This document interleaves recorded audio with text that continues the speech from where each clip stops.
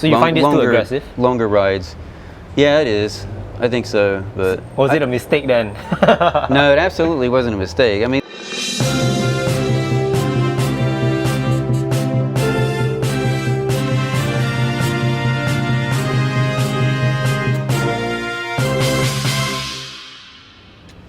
Awesome. So don't worry about the time, just keep going. And I try not to cough too much either. no worries. COVID. Yeah. You ready? All right, cool. All right, Josh, thanks for coming, man. It's been a while. We met through our Discord, right? TMCR on Tuesdays. How did you discover about me, by the way? How did you find out about me? You know, actually, it's part of, I guess, how I ended up getting an Ale Sprint, because I was YouTubing, just searching, Specialized Ale Sprint 2022, and it was a video of like an older interview that you did. I think last year's LTD model. The blue one with the Italian colors on the fork, I think. So I watched that whole interview, and I was like, oh, this is a cool format. And then I didn't realize till toward the end, I was hearing like a little bit of Singlish, and I was like, oh, this is in Singapore. Wow, okay, who's this guy? And so then I went down the rabbit hole of Oompa Loompa videos at that point. And yeah, then I eventually, I think after like a couple months, I joined the Discord. And been on a few rides now with you guys, and it's been great. Yeah. And this is your first road bike? So actually, I'll back up a little bit. It's not my first road bike, but it's like my second one. So when I first started riding, it was during COVID, like a lot of people, right? But I don't like to call myself a COVID cyclist, because it wasn't because of COVID that I started riding. I've been running like for most of my adult life, pretty much, like going back to when I played sports in high school in the U.S. and I'm late 30s. My knees are just I think they've had enough running. So yeah, I was like, I want to try something different, less impactful on the joints. And it's like, I love riding bikes. I grew up riding BMX bikes, mountain bikes, and it's like, maybe it's time to try a road bike. So I bought a used one on Carousel. It was actually a regular Ale from 2018, and it had it was like really like pure entry level, right? It had like Shimano Sora group set, like Axis aluminum rims, but because I was like, I'm not going to spend a fortune on it if I don't end up liking it. So yeah, I rode that for several months actually, and then I started kind of noticing better bikes, and it's like, okay, maybe it's time to start researching something a little nicer. And and then the Ale Sprint, I was like, that's a step up, definitely. And then the LTD model came out right after that announcement, and this one this is like kind of letting me skip like all of the upgrades that people make over time, right? And I think it's still at a pretty decent price. It has deep carbon wheels. It's got a SRAM electronic group set, like the 12-speed. It's a one by, but that was something I was on the fence about too. But it's Singapore is pretty flat. I still haven't even went up Mount Faber. I think it would be fine going up it though. And yeah, with the other bike, I really seldom ever even left the big chainring. And I thought, one by 46T chainring. I kind of went into it blindly, but it's worked out. I gotta ask this question: why a Specialized aluminum frame? Okay. Well, I guess why Specialized first would be like way back in 2002. I was in the Marines in the U.S., and there was a guy who had like 2 or 3 bikes in the barracks, and he had to get rid of a couple of them. So he had this. I have tried to find out what bike this was, but I think it was some kind of a mountain bike, but it didn't have like any crazy suspension. But I bought it from him for like $200. It was a Specialized mountain bike, and because he just needed to get rid of it, and I rode that all over the place while I had it. But so for me, like Specialized, I guess I had a really good experience with that bike, and I guess when I started looking at road bikes, I was like, I think I'll go Specialized again, you know. So that was kind of it. As far as why aluminum frame, I don't know. I mean, I guess it's more affordable for one than carbon, and also I'm not like the most comfortable person like handling a road bike at this point still. And I just know if I got a carbon frame, I would probably like tip it over onto something. It would just be my luck, and I would crack the frame after spending a fortune on it. I don't know. I just I think aluminum frames, I mean, I know they have their downsides. You know, it's not as comfortable of a ride, right? More vibrations, but I guess I just wanted to take my chance with something that I think I don't feel like I'm going to destroy. You know, after one crash. Was this the only aluminum frame that you're looking at, or were there other bikes? I always like to ask this question. I mean, you explained why you got a Specialized, but were you also looking at other brands at the same time? Well, I was. I mean, like, especially like Carousel is a great place to just look at all kinds of different bikes, right? Within certain price ranges. And so yeah, I was looking at, you know, Giants. I was looking at carbon frames too. I mean, I didn't completely rule out carbon, but I think I just felt more comfortable leaning toward aluminum, you know, at this point in my my riding level. I don't know. And I don't know, the colorway with this one just, man, I had to have it. I actually was going to order it online after the announcement, and I waited like I think over a week, and then it was completely out of stock. And I was like, no. But then another shout out to your Discord. You know, somebody on there is like, hey, I think they have one at, you know, Bukit Paso, Specialized Bukit Paso, and you know, they pinged, you know, a guy on the server who works there, and he's like, yeah, we have one. And it was the size I wanted, 52. So yeah. This is a 2022 Ali Sprint LTD. What is an LTD? It's a limited, like just sort of a limited run, limited edition. Oh, so LTD stands for limited. Yeah. Okay. Yeah, I think if I remember right from the announcement email they sent me, there's like 180 of them worldwide.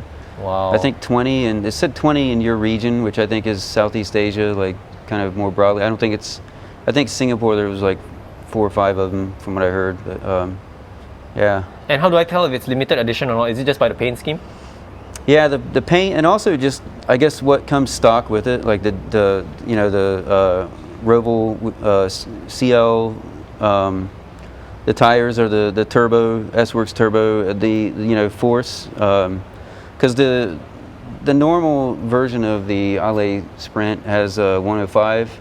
It has DT Swiss aluminium rims, and doesn't have the Aerobar, Aerofly 2. It's got just so it's more. This is just more of a upgraded version of it, and with a limited colorway too. Okay.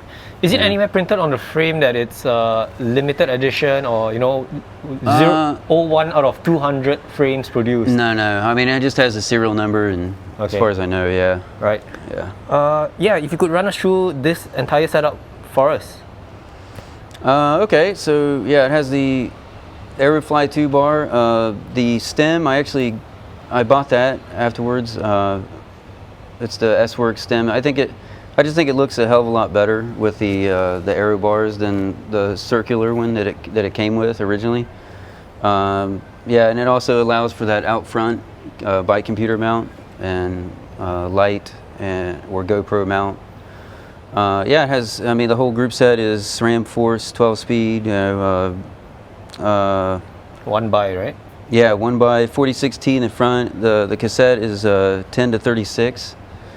Yeah, and my most recent upgrade was the power mirror saddle. It was briefly in stock. I managed to snag one, and that actually I've noticed a difference on like rougher roads here that I've ridden on, and like I think a good place where I tested it was over by the Kallang Park Connector. You know, it's just like, outside here. Yeah, it's like it's not really cobblestone, but it's, you know, it's pretty rough, right? It's a brick or whatever. And yeah, I've noticed a world of difference actually. I was kind of surprised by it, and of course the OSPW. I guess you'll probably get to that, but yeah. So as far as the rest of it, I got the carbon bottle cages. I sort of just went all out with it, you know, when I got it. It came with these Roval Rapide CL carbon deep set wheels. They're clinchers. Right. Yeah. And what is the weight? You know, this is the part where you're going to edit in how wrong I am, probably. I think without all of my stuff on it, like the lights and all that, I'm going to guess it's probably between 8.5 to 9, I would guess. It's heavy. I don't think so, but because it's an aluminum frame. yeah, probably it's heavier. right. I'm not. I don't have the carbon brain. And what's the price? Price MSRP on it without any of the things I've done to it was 10.2K Singapore dollars. Right. How would you rate this frame? Would you recommend this frame to people who wants to start cycling? And will you move on to a carbon frame? Well, I guess if somebody's starting cycling, I would recommend they maybe go with something maybe a little less aggressive geometry, you know, 'cause this is like racing geometry. I mean, this is pretty much identical to the SL7, Tarmac SL7 geometry. And I mean, I think like that regular Ale I rode first was a nice introduction for me. It was definitely more relaxed than this. So I don't know, I guess it depends on how fit they are already, maybe. And I guess how comfortable they feel on a bike. Yeah, because it does take some getting used to, you know, riding a road bike, right? It's not like you know, the city bikes you see and mountain bikes and, you know, that more upright position I think most people think of when they ride a bike. A road bike is an entirely different thing. That's what I realized right away. So I don't know if I would recommend it like as a first bike, but if It's a bit steep. It's a bit steep in terms of pricing for a first bike. Yeah, well, it is for this version of it for sure. I think the regular one with Shimano 105 mechanical, you know, hydraulic discs and all that is, I think it's like 4.5K Singapore dollars. That's pretty reasonable, I think, for, you know, a high-end aluminum frame, which I think this is. But yeah, my setup, of course, you know, you put the carbon wheels, add that to it, and the SRAM Force group set. It just the price takes a huge jump, but I still think if you had a similar setup, I think it still comes out to be less than if I got a carbon, like a Tarmac, you know. Will you move on to the SL7 or carbon frame? Probably. I think I've told some people I think my next bike that I get will be probably one that's has a geometry tailored more for endurance riding. So you find this too aggressive? Longer rides. Yeah, it is. I think so, but... Or was it a mistake then? No, it absolutely wasn't a mistake. I mean, the rides I do right now, it's perfect. You know, I'm not sore at all. Like, I mean, I'm very used to it, right? But like, if I want to do 100 to 200K rides, you know, like somewhat regularly, I would want to do it on a bike that's kind of built for that. You know, definitely a carbon frame because, you know, it does absorb vibration better. A lot of those endurance frames too, they have sort of like a mini suspension kind of built into them, you know. So that's probably what I would do. That would be my next bike, yeah. And this is a size 52. You stand at 168 centimeters tall. Yeah. But you run a very short stem. It's 90 millimeters. Yeah. So I did try to sit on a 49 Ale Sprint, and I felt like my posture was just way too. I felt too hunched. I know there's like the option to get a longer stem, right? But I think, I don't know, I don't like a longer stem. I think it looks, I don't like to be that far out over the wheel, I guess. So yeah, I think this was a good compromise. I mean, I know my saddle isn't very high, but I'm actually like on the upper half of a size 52 according to Specialized, but my inseam is pretty short, so that's why my saddle is pretty low. So 49 would definitely not fit you. I mean, I think I would get used to it, but I would probably have to go with the longer stem. Yeah, I don't know. With this one too, I was able to slam it, and it's not like crazy. It's actually, I think it worked out perfectly by me having that done. How did you slam the stem? When you got the bike, did you gradually went down, or you just chopped it all the way off? So when I first got it, I did have to take a little bit off because I think by default it's like 5 centimeters of spacers. And I think he left, I don't know, like 2 or 3. And I rode that for a while, and you know, I actually went to a bike fitter too with Which it one? like that. Performance bike fitter, yeah. Everyone goes there, man. Hey, you know, word of mouth, right? Well, for me too, it's close to where I live, so it was just a short ride away. Yeah. I'm a sucker for convenience, Yeah. So you went to the bike fitter right after you bought the bike? Yeah, not too long after. I think I'd put probably 500 or 600 kilometers on it. Then you went for a bike fit? Yeah, and I was feeling, my hands were getting numb very quickly on rides, and I knew it wasn't right. I had never made any adjustments to my cleats or anything. The only thing I really kind of tinkered with was the saddle. The height? Yeah. Okay. And when I went there, actually, it was a little bit too high. Yeah, which I didn't think so, but when he lowered it a little bit, it felt a lot more natural. Usually the slightest adjustments will make the most difference, even if it's just a centimeter of change. Yeah. So when you got the bike, did it come with a 100mm stem or was it 90? It came with 100. 100. Yeah. And then when you went for the bike fit, did they ask you to go for 90? Or you did it by yourself? I did it by myself when I bought the bike. Yeah. So you would have fitted on the 100 then? I got fitted on the 90. Oh, on the 90. Yeah. So you got the 90, then you went for the bike fit. Okay. And you said you got the Aerofly. This is Aerofly 2, right? Didn't come with the bike. You wanted to upgrade came with this? it. Oh, it came with the bike. Yep. So you changed the stem then? Yep, that was it. Just the stem. What was the previous stem? It's another. It's like the cylindrical one. Like Okay. yeah. So not very aero. Right. Doesn't really yeah. match the look of the handlebar. and Exactly. Like I did it because for one, I did want a little bit of a shorter stem. My reach was a little bit too extended, I think, just with that extra 10, right? And also, yeah, I think that one looks a lot better. But this handlebar is the width is 44 centimeters. Don't you think it's a bit wide for you?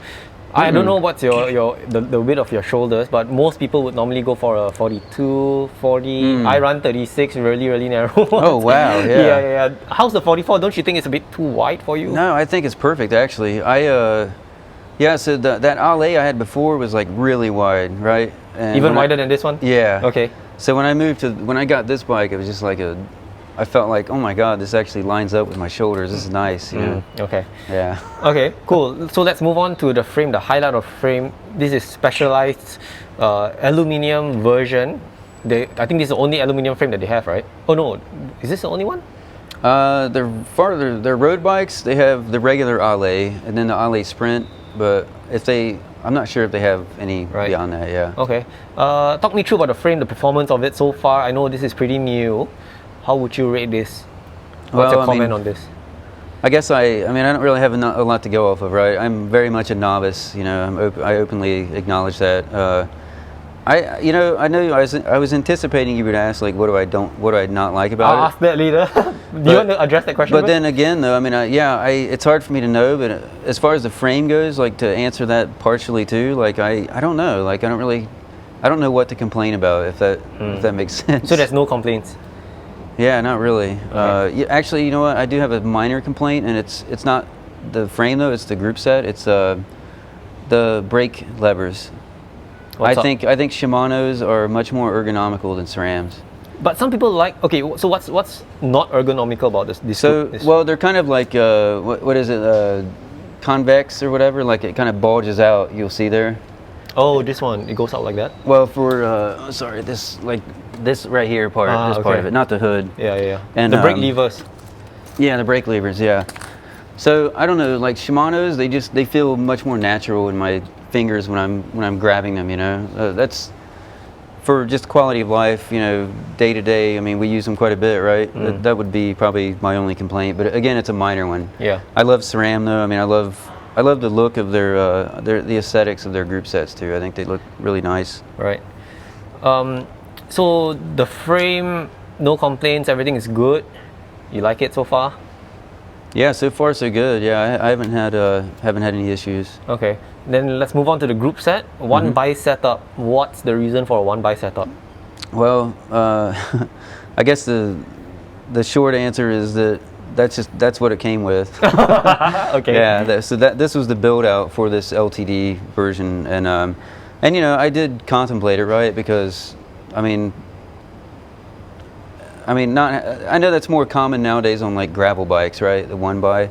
Some people are saying that it's going to like take over road bikes too, but I don't know about that. But I don't know. I mean, Singapore again is pretty flat. I mean, most of my riding is out to like TMCR and back, you know, ECP service road and park connector sections. You know, my girlfriend's going to be watching this. I don't go on the roads much. Wink. No. Yeah, so I don't know. I mean, honestly, it's been fine. I very, very rarely, if ever, go up into the highest or the what biggest. it's in right now. Mhm. Yeah, Okay. I go down here sometimes on TMCR just to try to see how fast I can go, but Right. I can't go very fast. So. So this version, does it only come with SRAM, or do you get option to choose Shimano? It's only SRAM. So this Yeah. exact setup, right? This is Yeah. the only available option. Mhm. And okay, let's aim for the most controversial one, the OSPW. I know it's going to get a bit boring. I'm going to assume aesthetics. You got the matching colors for the pulley wheels. Yeah, I gotta let that light hit it, right? Yeah, you know, this is, I saw, I think it was some YouTuber, like may have been Cam Nichols or somebody, I forget, but I caught a glimpse of a purple Ceramic Speed OSPW in one of their videos, and I was like, wow, they do make it in purple, okay, because, I don't know, I mean, I got it for aesthetic reasons, and you know, I mean, I guess like it's less articulation of the chain over time, maybe the chain lasts a little bit longer, but I'm not going to pretend if that's not true objectively, but I just think it looks good, you know. Yeah. I'll admit it. It was just a purely bling aesthetic upgrade. Right. And yeah, so there was a bike shop here that had one in stock. Once again, somebody on the Discord like notified me of it. Yeah. So join my Discord, man. Yeah, Get yeah. updates. Shout out to Caleb for that one. Caleb on one of the episodes I did, he said he wouldn't get one. He got an OSPW for himself, and now he's getting people to buy it. Yeah, well, I mean, again, I wasn't going to get one unless I found one in that color, and of course, yeah, lo and behold, it happened. I was like, all right, now or never. Yeah. The fact that this bike is pretty expensive, I mean, I feel much more expensive bikes. Do you think that you'll be much more afraid to smash it in and out because you'll be afraid that, you know, you're going to drop it, you're going to get scratches here and there? Are you a bit more delicate with it? Yeah, I am. I mean, I'm kind of like that with everything I own, though. You know, my phones, I'm pretty careful with most of the things I own. I want to try to take care of it, you know. And the bike is definitely, no exception to that. And yeah, I mean, I definitely I get a little nervous sometimes, but you know what? At the end of the day, it's just a material object, and Yep. I get enjoyment out of it by pedaling it and, you know, increasing my heart rate for a period of time. That's where my enjoyment that's what I rested on. So Right. if something happens to it, you know, I hope not, but you know, it's not going to. I'm going to try not to let it destroy me. Yeah. Let's There are talk more about bikes in the world. Yeah, let's talk about two more items. Let's address the power mirror first. Did the power mirror come with the bike? No. Okay, why the upgrade?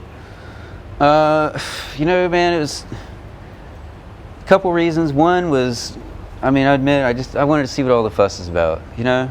And it's not the most expensive one either. This is the one with the hollow titanium rails, which still isn't cheap, right? But the carbon one is like almost $200 more than that. So I wasn't that curious, but I was curious enough to where I could spend the money on it. And also actually, there's three reasons. So the second reason, when I went to the bike fitter, the saddle that came with it was 155 millimeter, and my hip bone width or whatever is actually more tailored for 140 or 144, and so he actually took my saddle off and let me try a smaller one. And you know, I mean, maybe it was just because I was just pedaling for like a minute, 2 minutes, but I noticed no difference whatsoever. And so at the time I didn't buy another saddle with smaller. I was like, I'll just stick to this one. And you know, with this came in stock, and there's another reason, like maybe my rides will be more comfortable, you know, long haul. And I think I'm still adjusting to it though, honestly. Yeah. So you got a narrower saddle. Yeah, I got one that's actually tailored more for my, you know, what the bike fitters say is more for my pelvic or hip bone width, whatever that is. Yeah, sit bones. Yeah. But let's just talk about the material itself. So this is a 3D printed saddle. Do you find that it is much more comfortable compared to the traditional ones? What was the previous saddle on this? The previous one was a Power Pro something. I mean, it's like the non-mirror Power Pro. So the only difference is the 3D printed material. Yeah. So any difference?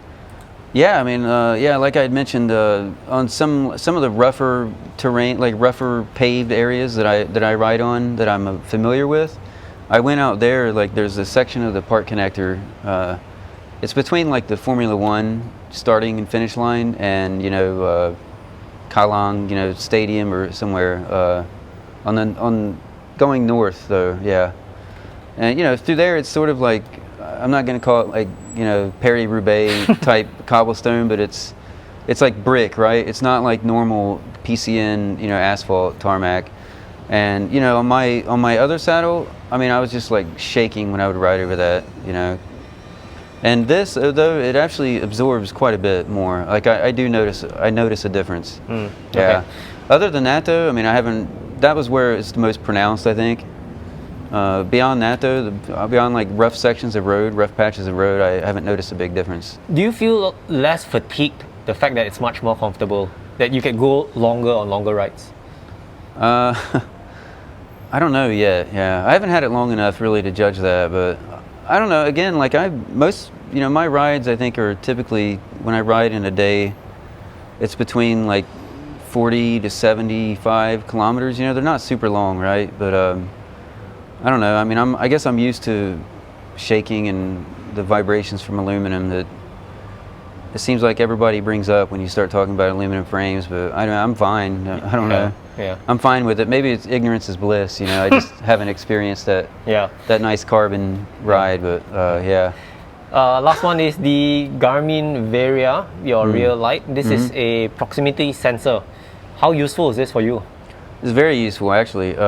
So, I mean, like roads like TMCR, it's really great because there's not really a lot of traffic on TMCR, right? And it'll actually come up on my computer, it'll beep when a car or truck or whatever is like 150 meters behind me.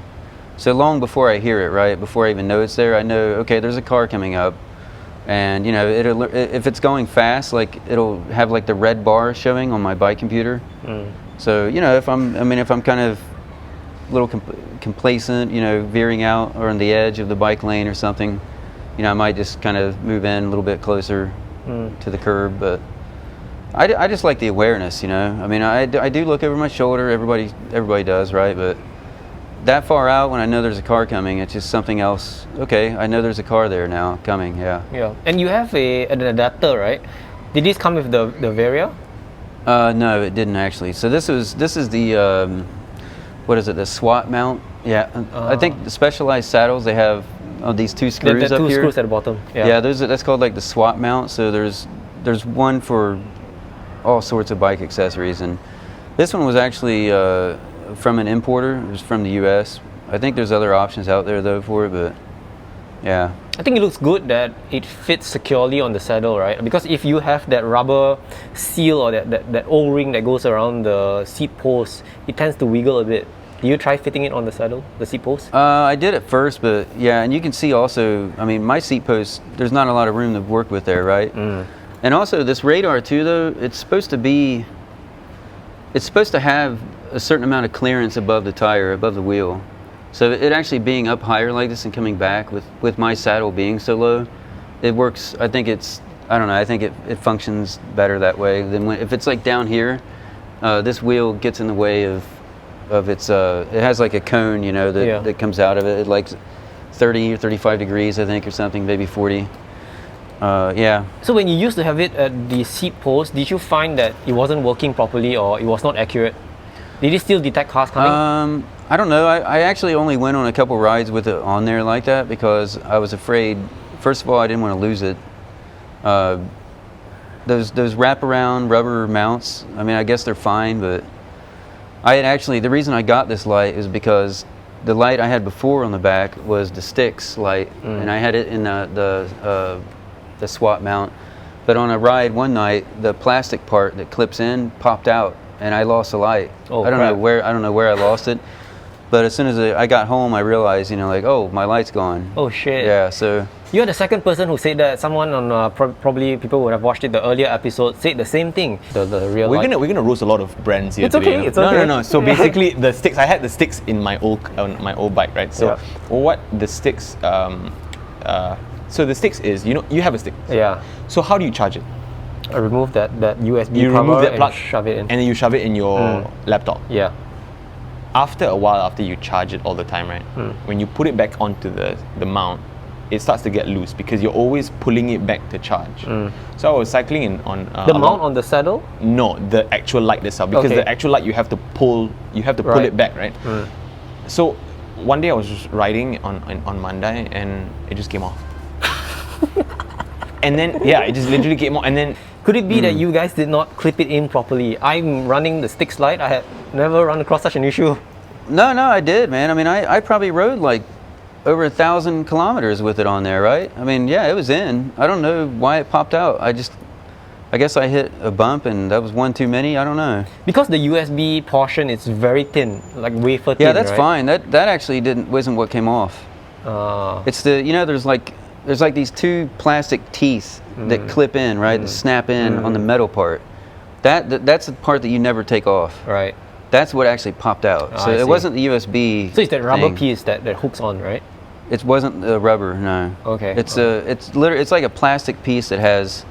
It's just like two teeth that like you squeeze them and you push it in and they snap into place. Yeah. The USB part, that never came off. That never had an issue. Yeah, Right. that little rubbery flap that you're talking about. Yeah, that wasn't what came off. It was the Okay. whole damn plastic mount that connects to the metal. Yeah. So Okay. Cool. that was why I got that though. I was like, time to shop for a different light, I guess. I don't want to lose another one, but Yeah. Okay. You run the sticks in front as well. Hopefully this one doesn't come out. yeah. That's on a different mount, so Yeah. hopefully not. Yeah.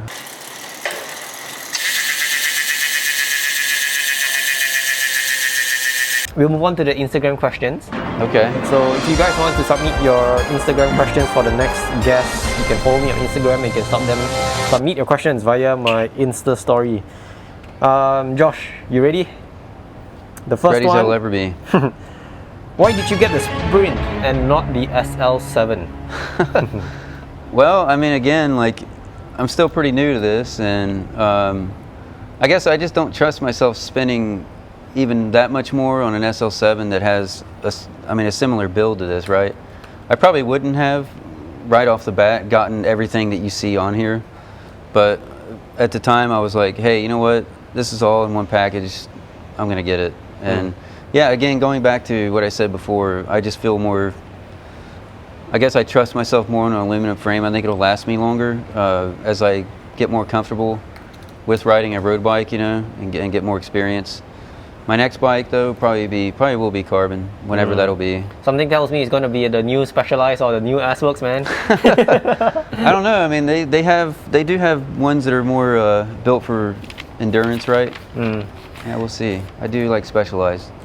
Which Ale Sprint model do you think is nicer, the 2018 model or the 2022 SL lookalike?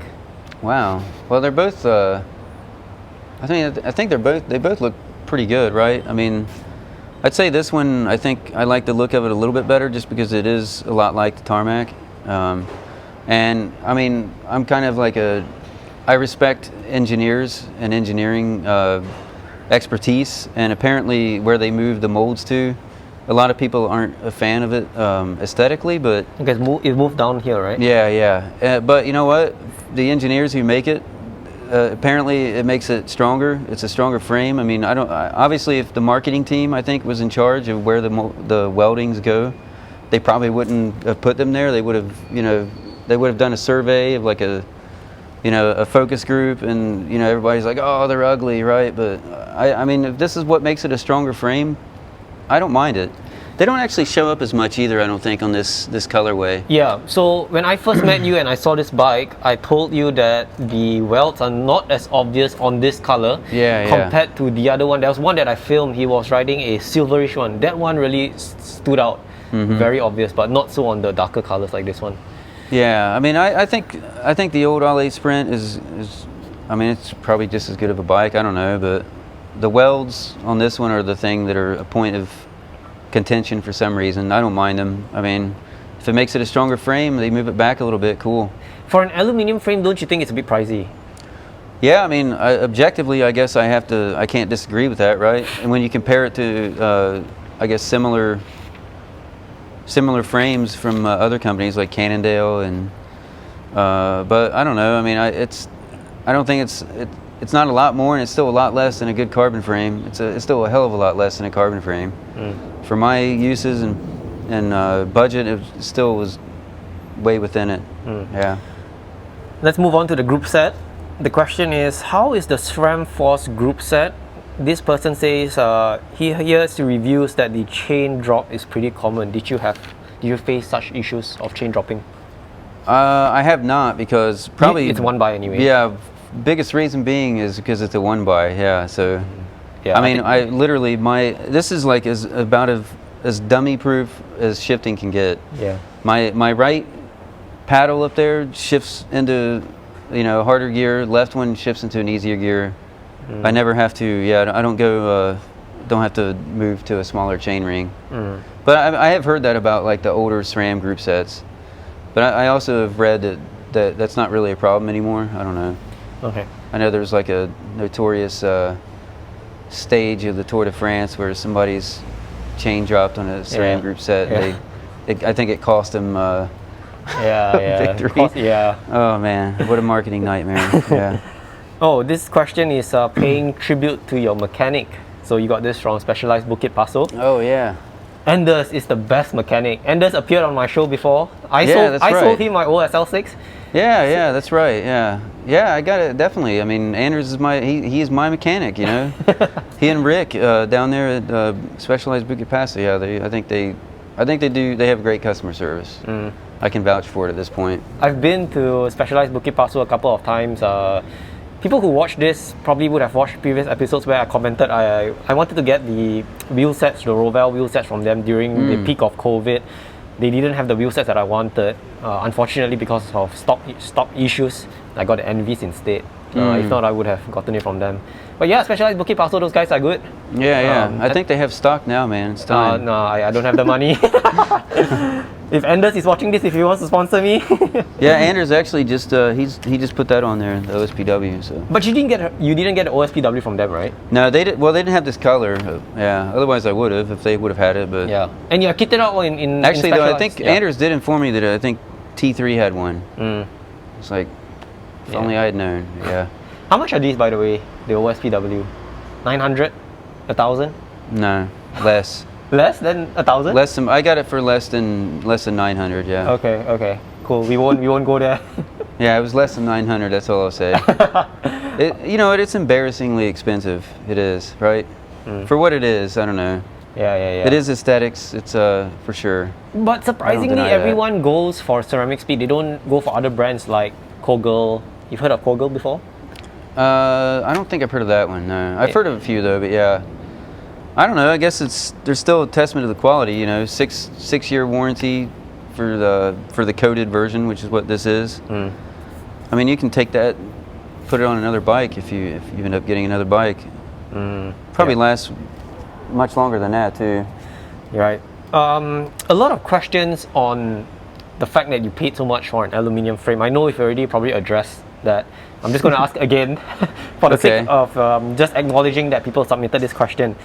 The question is, the fact that you paid over 10 grand or 10,000 on an aluminium frame, would it be a wiser choice to just top up a few $1,000s for an SL7 Expert or Pro? Or you could have gotten a full carbon giant road bike?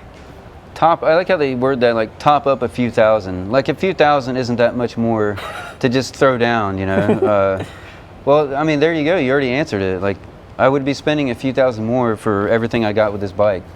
And again, like, I don't mind. I don't understand what all the hate for aluminum frames are either. I mean, I know, okay, yeah, you can say this one's overpriced, but it's still pretty affordable. And it's a high-end aluminum frame, right? I mean, I guess it's just not the market dominator anymore, right? Aluminum is and hasn't been for years, but it's still what a lot of newer people to cycling, I think, start out with. Do you think aluminum frames will be a thing of the past? Everything will just be carbon? I mean, that depends on the manufacturing process, probably, for carbon, because it's expensive, it's very labor intensive. Aluminium, once they get the mold down, I mean, that's basically it. Then they just do the welding and that's it. I mean, I don't think it'll be, I'd be very surprised, yeah. That's the end of the Instagram Q&A, but maybe let's just wrap it up to anyone who wants to buy an aluminium frame or specifically this model. What would you tell the guys? Well, I would say, I mean, like this is a ridiculous version of this. You know, there's no doubt about it. On steroids, it's the alloy Yeah, screen on I mean, there's steroids. plenty of options with this frame. It's a pretty popular bike. I mean, it's not hard to get either. It's in stock everywhere. Go into the Specialized store, whatever closest to you, and they'll have probably a few different setups of it. You know, not just what you see on the Specialized website. They'll have, I think they typically will have like shallow carbon wheels, or you know, there'll be other options. I mean, but yeah, just take a look, see what fits you, and I don't know. Yeah, I guess that's really all I can recommend. And would you tell people that in terms of bike sizing, they go down to the shop, try different sizes, like you tried the 49 and a 52, or should they just follow the chart? I definitely wouldn't recommend following the chart because I mean it's really just height based, right? At least I don't think all manufacturers are that way, but I think Specialized just goes off your height range, right? But I mean your inseam is also what matters. Some people have like just an insanely long reach too. You know, they might have a short inseam, or they might have a high inseam and a long reach, but be same height as me. So yeah, I think it's beneficial if you actually go down and put your ass on a saddle and on a few bikes and just see what feels most comfortable. That's what I normally tell people, to go down and try out the bikes, but the problem these days is just shortage of stock, or they Yeah. just not might have them in size. If that's the case, then would you tell people to go for a pre-bike fit? Get fitted and then get the right frame. I know there's a benefit to that for sure, right? Especially somebody like me, a novice who has no idea really what they're getting into. But at the same time, that's a lot of money to spend on something that you might not even end up enjoying. Like, are you even going to enjoy riding a road bike if you don't have one yet? If you're brand new, if that's what you're asking, then I would probably say, man, go to a shop first. I don't know. I mean, the bike fit is a nice refinement, but you can get a pretty good idea of what size is right for you by just going down and seeing what they have in stock and sitting on some bikes. That's what I'd recommend, because for one, there's no obligation, right? I mean, bike fitting is, depending on what tier you go to with it, it's I mean, that's like a bike upgrade, which I'm not like trying to discount their services. They know what they're doing. They're going to make you feel more comfortable on a bike. It's worth the money, I think. But yeah, I think initially though, if you're going into it blindly, I don't know if I would recommend a pre-bike fit. I know a lot of people do it, but I didn't know that I was going to like riding a bike all the time. Yeah. When I bought that bike used, I bought a cheap used bike, and yeah, I loved it. It worked out for me. So then I got this, and then I went to a bike fitter to refine it, and I think that was a good order to go through. Yeah. Sorry, I know we're going to wrap up, but a few questions are popping out in my head. Yeah. I remember when you joined my rides and we were riding in a peloton, you said you were not used to riding on the roads and riding in a group. Yeah. How do you feel now? And I feel. Yeah. Oh, go ahead. What's the thing that you tell people who are afraid, or who are in your position, right? They're afraid to go on the roads. They're afraid of riding in a group. I know JD was one of them. He was very afraid to be riding next to someone very closely, and I think he's getting the hang of it right now. But what will you tell people out there? I mean, yeah, it's definitely different than, I mean, if you've just been riding solo, right, your own pace, and it's there's a learning curve to it, I think, and it really makes you feel like, or realize how comfortable or uncomfortable you are with your bike, like handling it. Even something as simple as just taking a hand off and like taking your water bottle out or something, you swerve too much and you're gonna cross into somebody, especially when we're not going like from the bike lane and into the wider lane. One of the rides I was on, we were just in the bike lane the whole time, like side by side. It's too narrow. It's very, very narrow, yeah. Like that, to me, that's not, I don't feel comfortable with that. I don't see how anybody does feel comfortable riding like that. But yeah, I mean, I guess you get more comfortable with it as you do it more. And I'm still getting more comfortable with it. I mean, I wouldn't say I'm like, oh yeah, I feel at home in a Peloton now. I mean, and it's nothing like you see in the pro racing, like we just watched Tour de France, right? those Pelotons are just like, oh my God, it's a nightmare. Like Yeah. I don't know how they do it, but yeah.